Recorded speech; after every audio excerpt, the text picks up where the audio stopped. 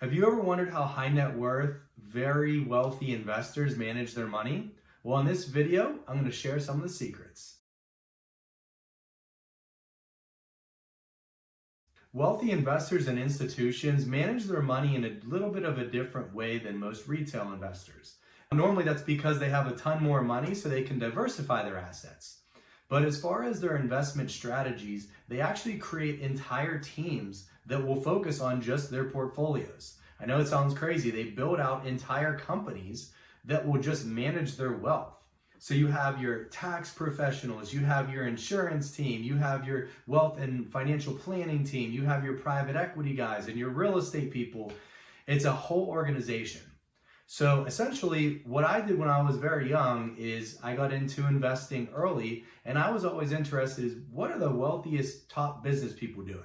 So I started following people like Warren Buffett and Bill Gates and Ray Dalio and all these other super successful billionaires, and I was curious on how they were managing their money.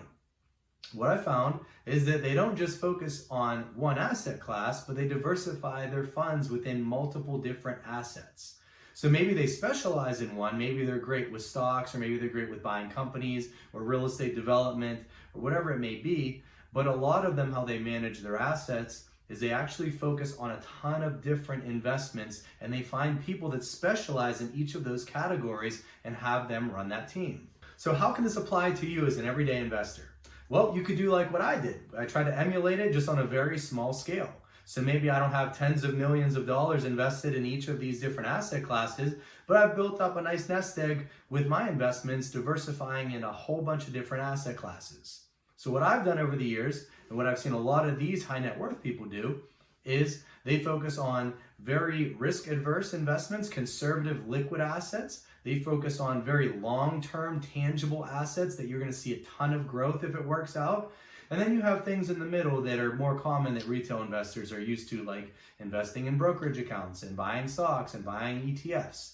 So as far as how this applies to you, you could focus on creating basically 3 buckets of money. You'll have your low risk accessible cash accounts, you'll have your moderate or your medium risk assets, and then you'll have your more high risk, high growth long-term assets. This is what we try to do at a smaller scale for a lot of our clients. So the first is that low risk bucket. So this is going to be anything from savings to anything you could click a button and turn into cash relatively quickly. So when life happens, you want to make sure that you have access to cash.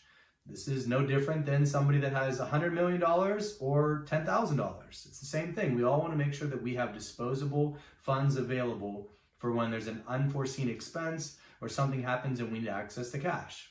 So keeping a large safety net is extremely important. Also outside of that, you have things like cash value, which is found in life insurance contracts. You can literally purchase insurance contracts, contribute to them, and build a tax-deferred, tax-free cash account that accumulates over time that you can take loans out on and use just like your own cash. Now, you also have things like treasuries and short-term bonds, which are very low risk, or in the sense of treasuries, they're actually guaranteed securities to where they're short-term, generally 1 year or less, and you can have access to them and not worry about a lot of the up and down volatility from the market. Now, moving on to the moderate. This is going to be things like setting up their brokerage accounts. A lot of them will have an advisor like myself that manages their money buying long-term stocks. Maybe they focus on dividends, or maybe they're value investors. They focus on ETFs, maybe investing in certain industries as opposed to other industries. And they'll reallocate these funds over time based off market cycles, based off the interest of the investor, and any risk that they're willing to take. Now, this is probably what most people are used to with things like their 401k. Except for generally, there's not someone that's managing it or a team that's managing it. They make those selections on their own, and they have people on the HR side that will kind of operate and oversee that. Now, the long term is generally where you see a lot of the growth. And the reason being is these are tangible assets, but they're also very illiquid, meaning you can't turn these to cash quickly. So you can't just click a button and turn a commercial building to cash tomorrow. You can't just sell shares in your $50 million company overnight. These are all things that have a lot more risk, are not very accessible, but these are the ones that pay out the big gains. And that's why they're long term. They take a long time to develop. So these are going to be anything from residential properties, if you want to start buying some duplexes, or some single family rentals. Maybe you want to buy a commercial building or a retail building. These are going to be long-term. You're going to get tax benefits. It should appreciate over time and hopefully pay you some cash flow. You can also invest in companies. You can invest in private businesses, either financing them or actually acquiring them, which should hopefully grow your wealth long-term as well. And then lastly, they focus on things like their own companies. Generally, a lot of high net worth people have run their own business, built a ton of wealth, and now they need a team to manage it. So maybe they're still reinvesting into their company, putting money back into their marketing or making acquisitions or their equipment or whatever it is. That's going to be a long-term payout as well. And again, this is something tangible. This is something they're not going to click a button and turn to cash, but over time, that growth tends to outpace most of all the other investments. So hopefully this makes sense for you. You could build your own little family office and manage your wealth one day. And even if it's $100 in each bucket, that's a great start. It's all about understanding how this game is played, understanding how to manage your risk when it comes to your investments.